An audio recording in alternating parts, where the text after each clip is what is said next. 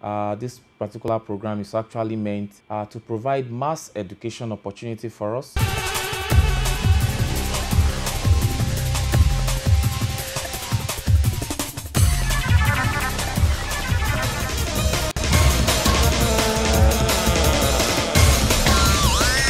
Two.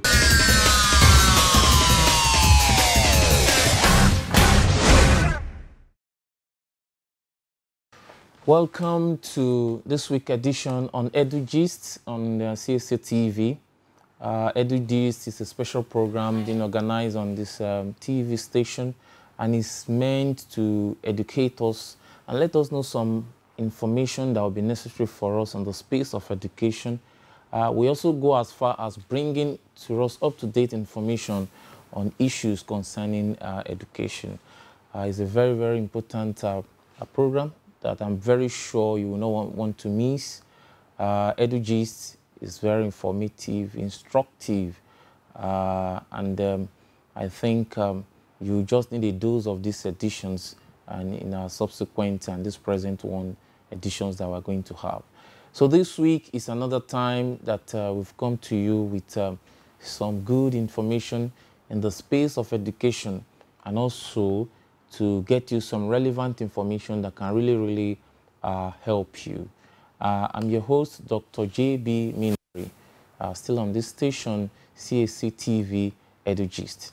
I'll be going on a short break, and when I'm back, I'm going to bring to you some matters arising in terms of news that we had over the weeks concerning education, and also highlights one or two of them that might be of interest to you. Don't go away, as we'll come back shortly.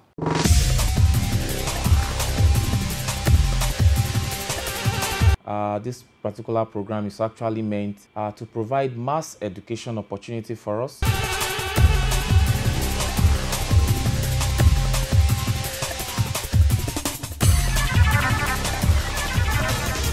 Welcome back to Edugist, as we pick on some of the matters arising on the educational space as we have it in Nigeria and Africa, and anyone that is also occurring around the world will bring to you.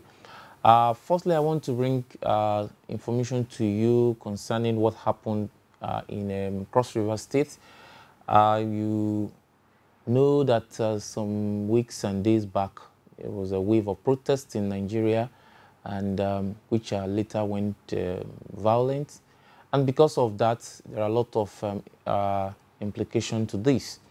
Because of that, the WAEC office, the West African Examination Council office in Cross River State in Calabar, was actually looted. And because of that, the council has actually taken a decision.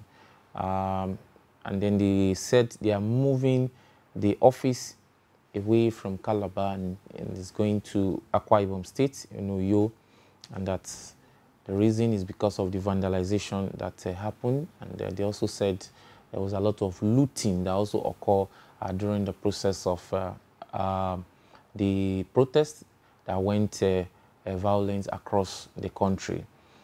Also, the West African Examination Council, that's WAEC, has also apologized to the Ekiti State government for the delay in the release of the results. You remember that the results have been released, but theirs was delayed for 2 days. People insinuated that probably because of the state owing them, but they've come out straight to tell the world that the government, Ekiti State government, is not owing. And because of that, they came to apologize, and then the results also have been released to them. Let's go to Ekiti State, where we had the news that the Ekiti State Assembly has just passed a bill. And in that bill, they are actually renaming the newly upgraded University of Education, Science and Technology in Ikere Ekiti. They are naming it after the former governor of Ondo State, who is late now, Governor Bamidele Olumilua. They are changing the name of the school now to in honor of Bamidele Olumilua. So the university now, University of Education, Science and Technology, will now be known as Bamidele Olumilua University in Ikere, Ekiti State. That's what we heard from Ekiti State. Also, we also heard that the core members will be resuming their camp very soon, and not only that, there's going to be a test for everyone that will be resuming to camp, and the ELISA kit has been purchased, and then that for anybody that's going to go into camping, just to make sure that there is no spread of the COVID-19. As we are aware that in some parts of the world, there is a second wave of COVID-19. I think also we should be careful in this part of the world, even though there have been some reports from Nigeria as well that seems there have been increase in the wave of COVID-19, but we can actually try as much as possible to stop the tide, to make sure that we don't go the way of other countries, because I learned some other countries now, they are also actually calling for a second lockdown just to make sure that they are able to stem the tide so that it doesn't escalate further. So, and in line to that, that's why the NYC also in Nigeria, they're also trying to say that anyone that will be resuming, we have to go through the tests before we are admitted into the camp. There's also news from the National Examination Council, popularly known as NECO. NECO actually suspended the examinations due to the unrest that we had in the recent days. So I told you earlier that there was a protest across the country tagged EndSARS, and that actually disrupted a lot of programs. Part of the disruption was that of the NECO, as the National Examination Council.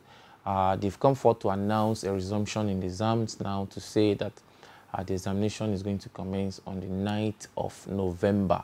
So NECO has come out to say that examination is starting on the 9th of November.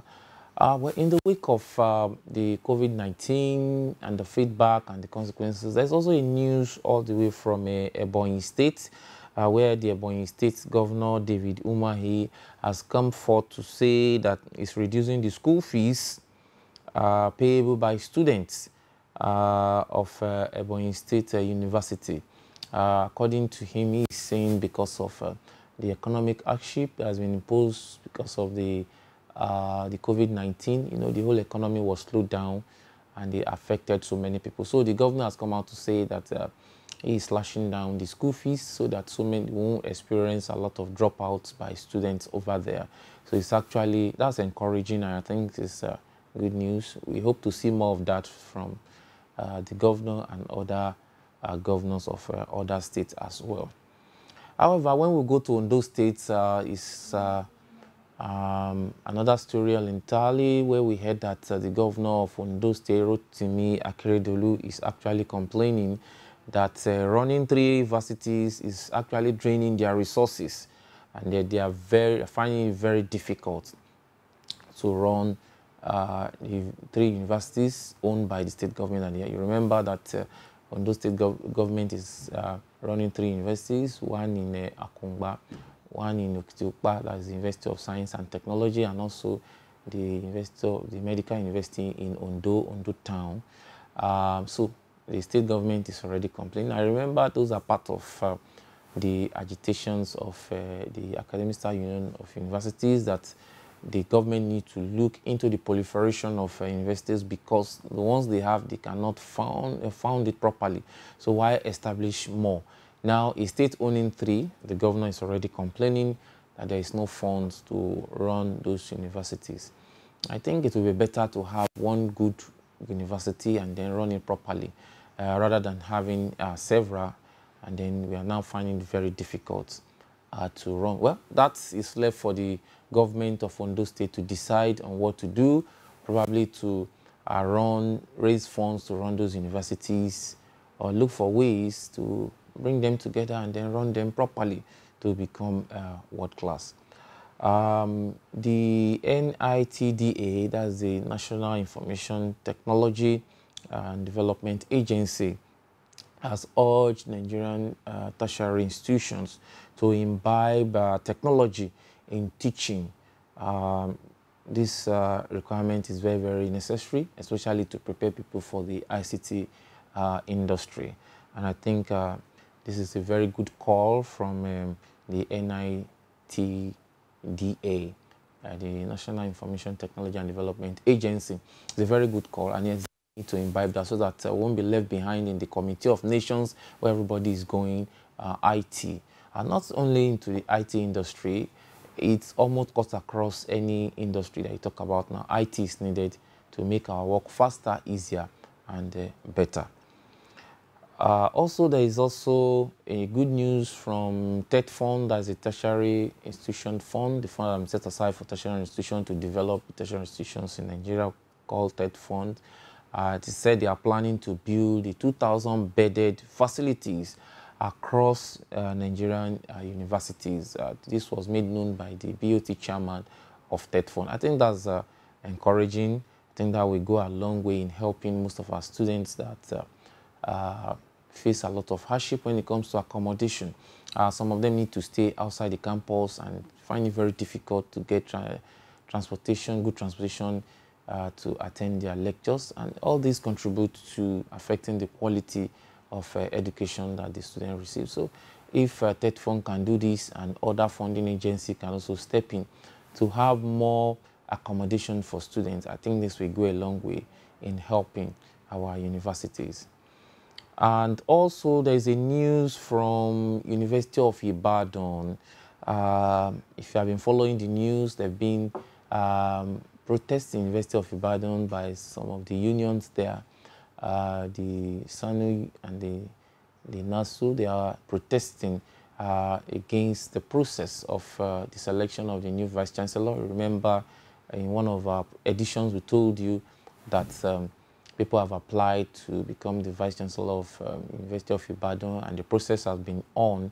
So recently, as they are about concluding to announce the Vice Chancellor of University of Ibadan, protests erupted in the university. They alleged that the incumbent Vice Chancellor, Professor Idowu Olayinka, is actually trying to impose Professor Kayode Adebowale on them. Meanwhile, the news that got to us recently told us that the Senate of the university has actually come up to say that the process that was taken by the council and the management of University of Ibadan, that they are very much in order, and then the process so far is in order, and they didn't see anything wrong in that. So they've been forth and back from University of Ibadan. We hope they are able to come together and settle things so that University of Ibadan, the premier university in Nigeria, can actually move forward. We don't want to see issues like this across our campuses. Please, we want to be able to follow through effective process and be able to elect our vice chancellors without any issues or rancor anywhere. So University of Ibadan, we wish you all the best as you look for a way to resolve that issue, have your vice chancellor, and then move the university forward.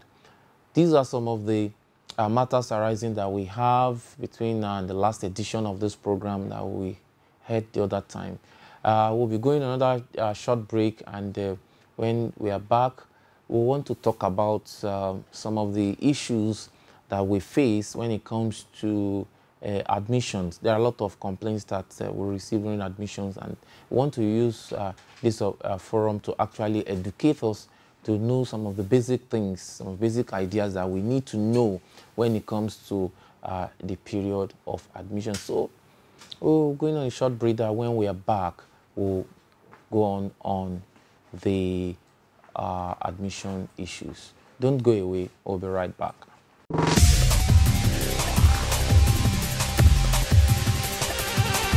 This particular program is actually meant to provide mass education opportunity for us.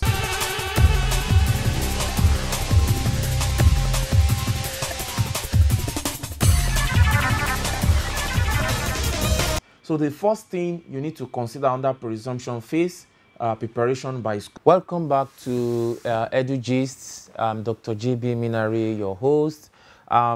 We are looking at issues faced during admission, difficult issues faced during admission. So I want to use this opportunity to actually pass some information across to all admission seekers or parents and guardians that might fall into this category. This will actually help you to handle this period properly, because we noticed that admission period, so many parents, they really don't have enough information, and some of them don't really know what to do. The applicant also don't know what to do, and because of that they fall prey of a lot of misinformation, and that has caused a lot of damage to some people. Some people that are supposed to gain admission have been unable to gain just because they don't have the right information. That is why we are using this platform, the Edugist, on CSC TV, to educate us and to let us have some information that is very, very important for us to be able to get our admission without any issue. You know that in this part of the world, getting into higher institution is very, very competitive, and part of the problem is infrastructure and funding. So our universities, they are limited in the number of students they can accommodate, and because of that there's a limited people that can go in, so it makes it very, very, very highly competitive. So you can't afford to make any mistake for you to brighten your chances of getting into the university or other higher institutions that we have in Nigeria. And that's why it's very, very important for you to be well informed, because when you have those information, you'll be able to work with them, and then you can make your way through into the higher institution of your choice. Number one problem I notice that people always have when it comes to admission in this part of the world is issue of age. Issue of age. There is actually a age barrier for you to be able to get admission into some institutions. In some institutions, federal institution is 16. You must be 16 as at 31st October of that very year that you are getting admission. So what you should do, there might be some variations in some institutions. You need to find out to know the age that is required of that institution, so that you will not waste that particular opportunity.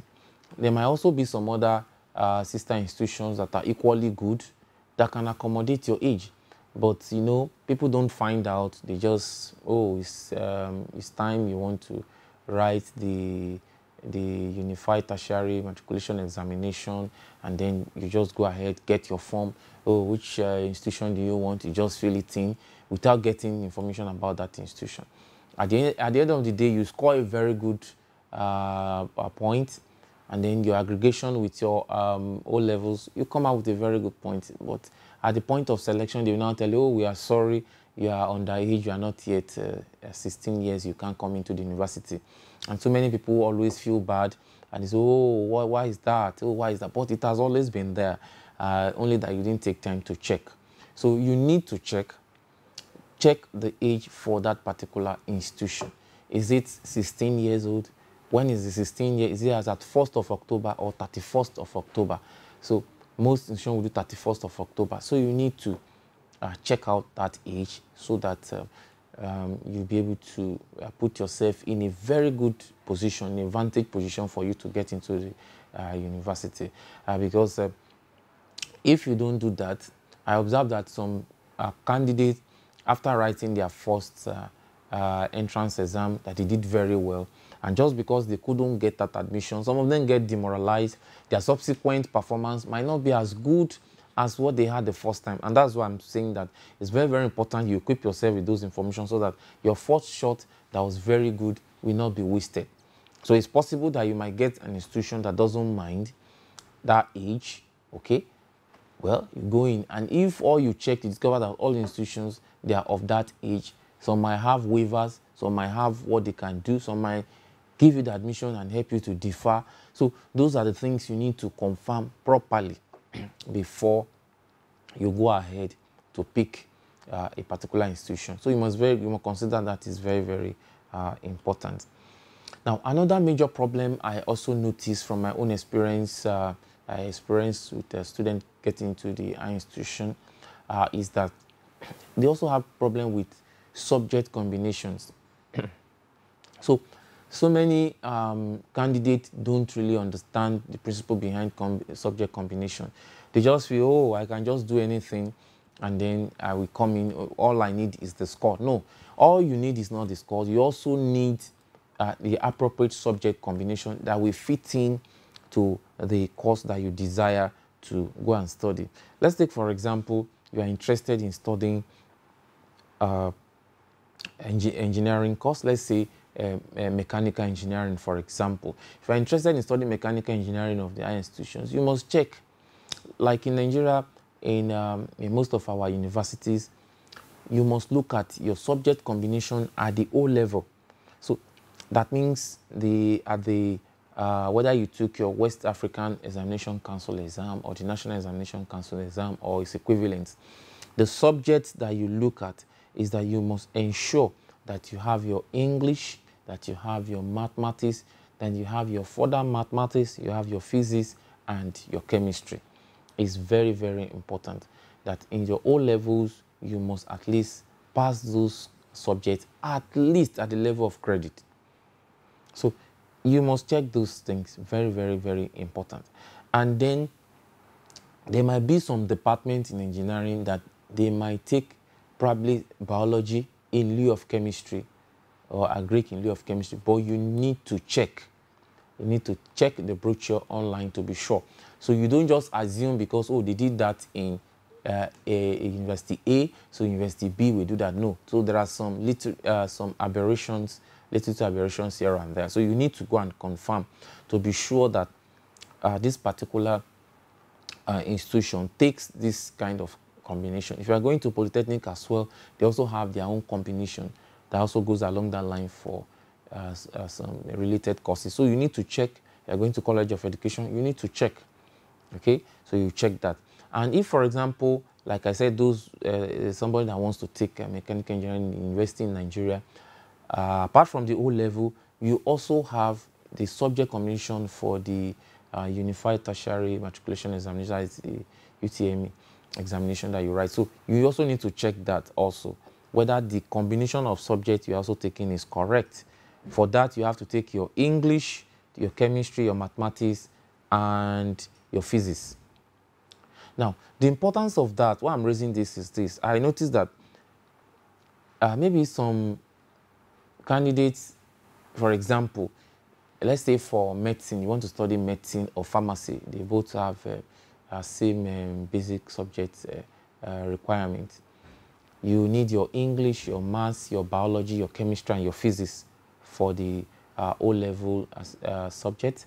While in the JAM combination, you need your English, you need your physics, chemistry, and biology.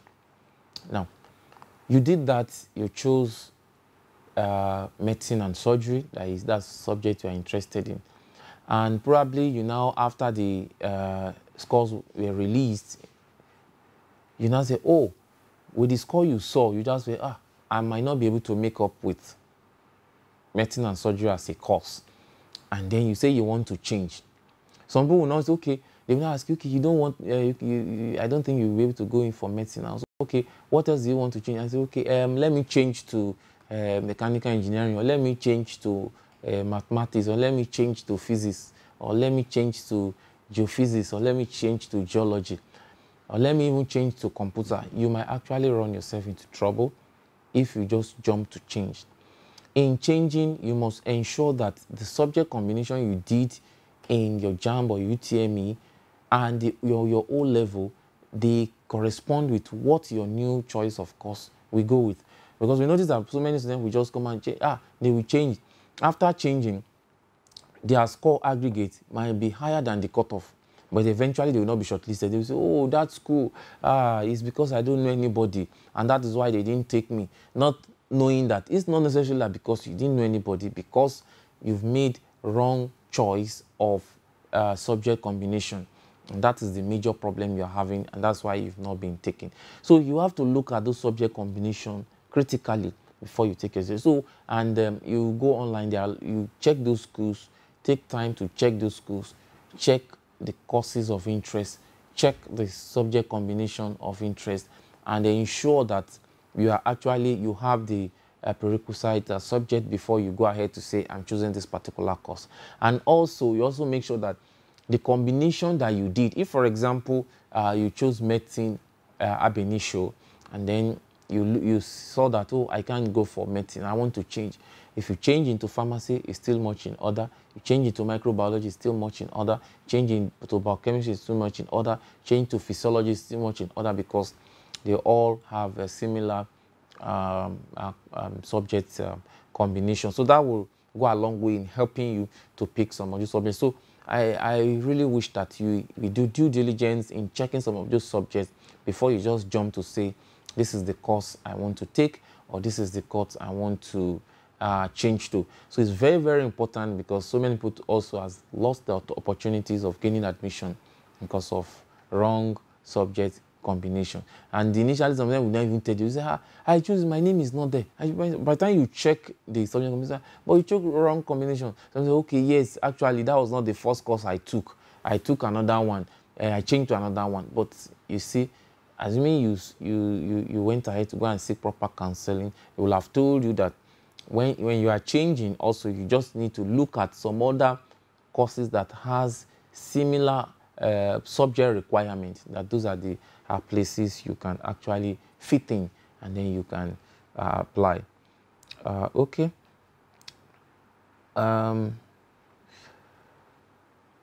Then another point also that is very, very important is that you need to make sure that you change your course. If you wish to change your course as early as possible. So don't wait till die minutes before you change your course. I observe that so many people wait till die minutes when the admission is almost closing. You want to change, you change it on the portal, but the institutions must have pulled their names for shortlisting, and the person's name will not be there, even though what you printed out might show that you have changed, but eventually shows that you have not changed. I will proceed on a short break now. When I'm back, I will give you some other points that could be beneficial and that can actually help you to position yourself in a vantage position for the admission. Don't go away. I'll be right back.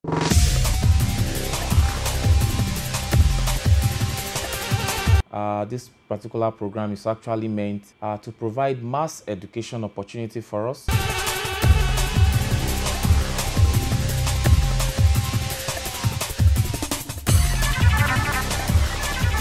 You are welcome back to Edudist. Don't forget, we are looking at the difficulties people face during admission in Nigeria, and we are trying to provide solutions and give you information that can actually help you to make sure that you put yourself in a vantage position and you get into the institution of your choice. Firstly, I mentioned the issue of age.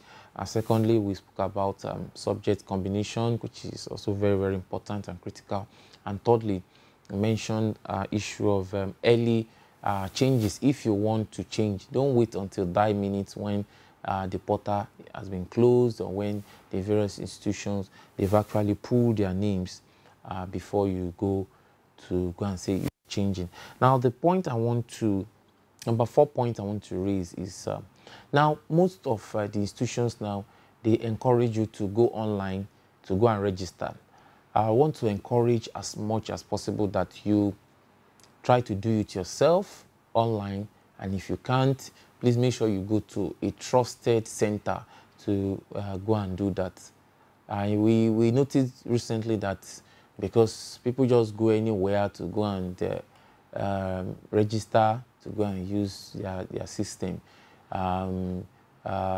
fraudsters take advantage of that to harvest your information. And what you just notice is that somebody will just call you with your details. Oh, is that Mr. A? Oh, is that Mrs. B? You say yes. You have a daughter C. You said yes. He's looking for admission into this institution. You say yes.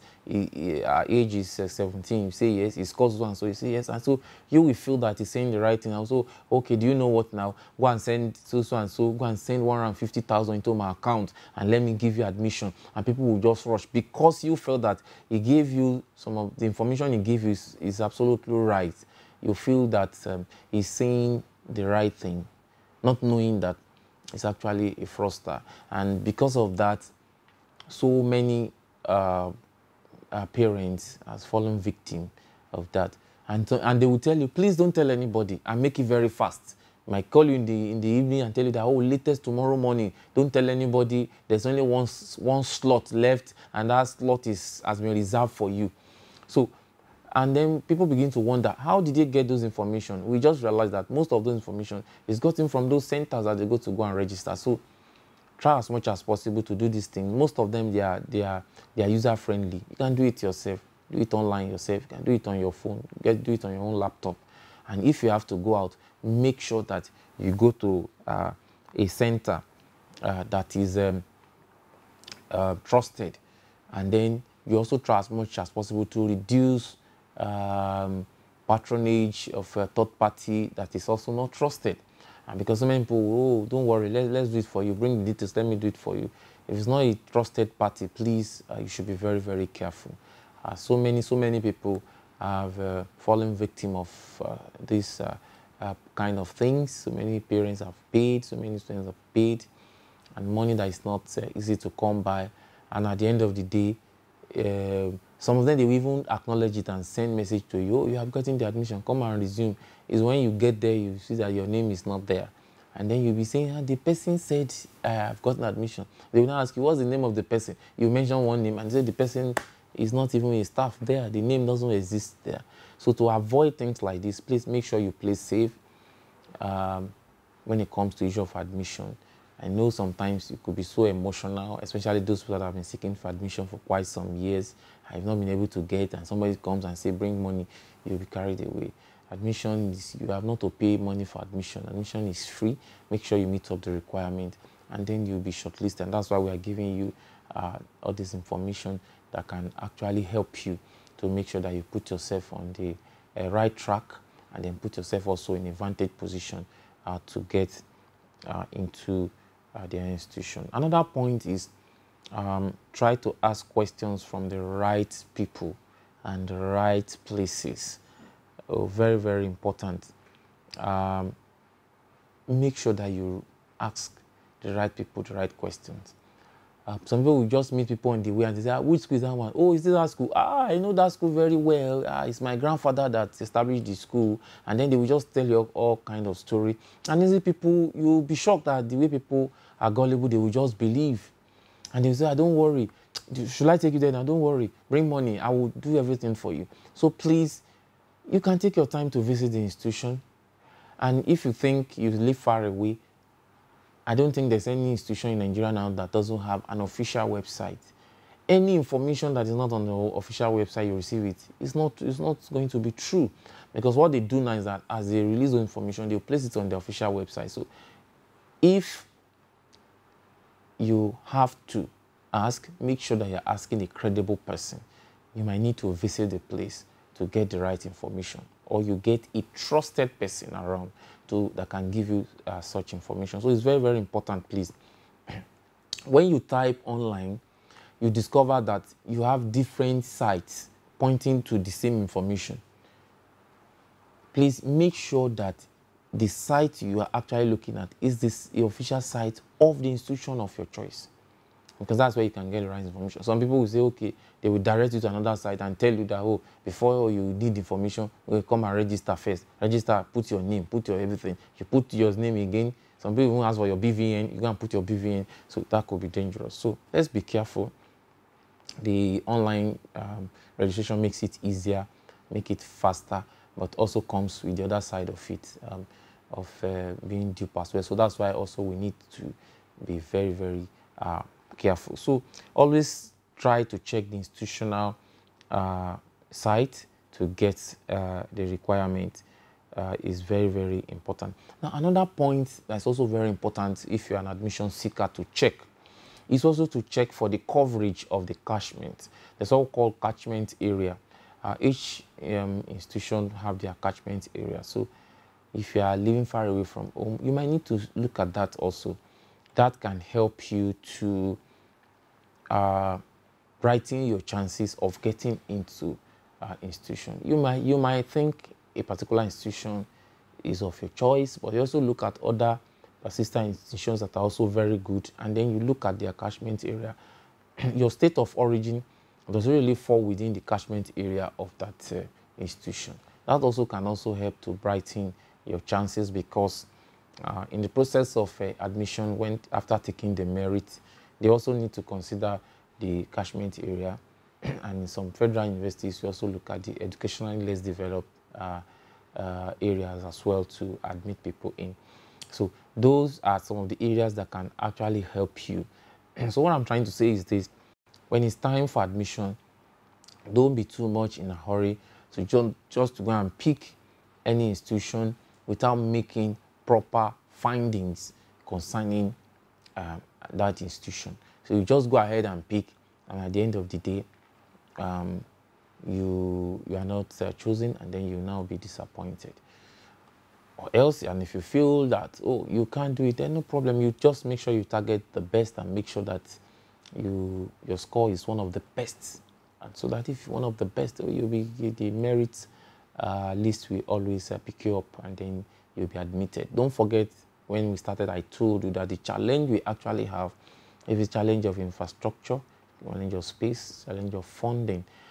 Those are the issues we have, and so the system that we have, the institutions that we have currently cannot actually accommodate all the applicants that we have per year. So because of that shortage, there's stiff competition. So you just have to be up and doing, you have to up your game to make sure that you're among the best. And if you're also considering other factors that can brighten your chances, that's the one I just raised now, that you must make sure that you look at the catchment as well, that can actually brighten your chance to gain admission into the university. And the last point I want to raise for today's program is correction of errors. Sometimes you might have, sometimes that you have some errors on your document. Please, let's do the appropriate thing by correcting them appropriately. Let's approach the agency or the awarding body so that we correct. However, I want to say that we should be careful, parents and guardians as well, not to make some of our awards to start on a very bad and falsehood foundation. How do I mean? You know, when I started, the number one point I started was the issue of age. We noticed that during admission, so many people will now come, probably because their age has fallen short of the age of that institution, and their O-level result is already bearing their age, that they are not up to that age. They will now go and do another birth certificate that is bearing another age. Or some people will even go and get an affidavit that is bearing another age. If sincerely it was an error, there's no problem with that. But if it is just because one needs to gain admission, I don't think that is right, and we should discourage that. We shouldn't encourage our wards to do that, because we are sowing the seed of falsehood. These are the leaders of tomorrow, and if from the onset we've already laid a wrong foundation for them to think that if you are not qualified for something, you can always find your way by manipulating or changing things forcefully. The boy or the girl knows that he's 14 or he's 15, but now don't worry, I know what to do. So you took him somewhere, they did the affidavit, and they now change it to 16 or change it to 17. You've sown a seed that you might not know. Yes, you love your word so much, and you don't want him to miss that chance. So, and that is why I started with that it's better you find out, you know the basic requirement, you ensure that the institutions around, check out their age limit for you to know, their age requirement for you to know whether you are qualified or not, rather than going into it and getting halfway and just discover that the age is not that, and then we now go and falsify age. You now go and get a affidavit to say, oh, I misplaced my birth certificate, and then they should do another one. When they are now giving you an affidavit, you now do an enhanced affidavit. Sometimes I just wonder, irony of life. Those that are already working, they will reduce their age because they don't want to retire early. Those that are coming in, they will inflate their age because they want to come in early. So it's just an irony of life. By the time you increase the age now, and then you get in, and they are counting that age for you, when they want to retire, you say, no, that's not my age. My original age was this. So, and that is not good enough. So it's better, let's try to do the right thing. That will help us. That will really, really help us to be truthful to what we do. If what the requirement says is a particular age, let's abide by it. If we think that it's not okay, what we do is to agitate for that regulation to be changed across board, rather than looking for shortcuts to make sure that we get in by all costs. And like I said earlier, that fraudsters also capitalize on some of these shortcomings and then use it to dupe people. They know that, yes, you are not qualified, and then because they know that you are just desperate about it, and because of that, they are able to just throw one or two banana to you to say, oh, do you know what? I know your age is not, but I know somebody that can bring you in. And because of that, we will also fall prey of fraudsters, collect money, and at the end, it won't work. Why some people will now have discrepancies on the age on their O level will be different. What you have on the qualifying examination is different. What you are bringing from your birth certificate is different. In fact, sometimes you even see 3 different ages. Variation even in month. Sometimes when you are lying, you will not be too consistent. You've forgotten that you wrote April here, you go and write May there, you write June there, and then you have 3 different months. Only you having 3 different ages, just because you want to come in by all costs. Meanwhile, if we have equipped ourselves with the right information and then get ourselves prepared properly, we'll have been able to avoid some of those skirmishes and make sure that we come in straight away, and then we do the right thing and then scale through the system and come out strong. It's very good to be educated, but it's also good to get it right at the point of entry. This is Edudist on CAC TV. This edition has come to you, and I hope you've really enjoyed and learned 1 or 2 things. By next week, we're also going to bring you another interesting and informative information that can also help you. Please always tune to this station to make sure that you're listening to this program. I'm your regular host, Dr. J.B. Mainari. Thanks for joining us, and have a nice time.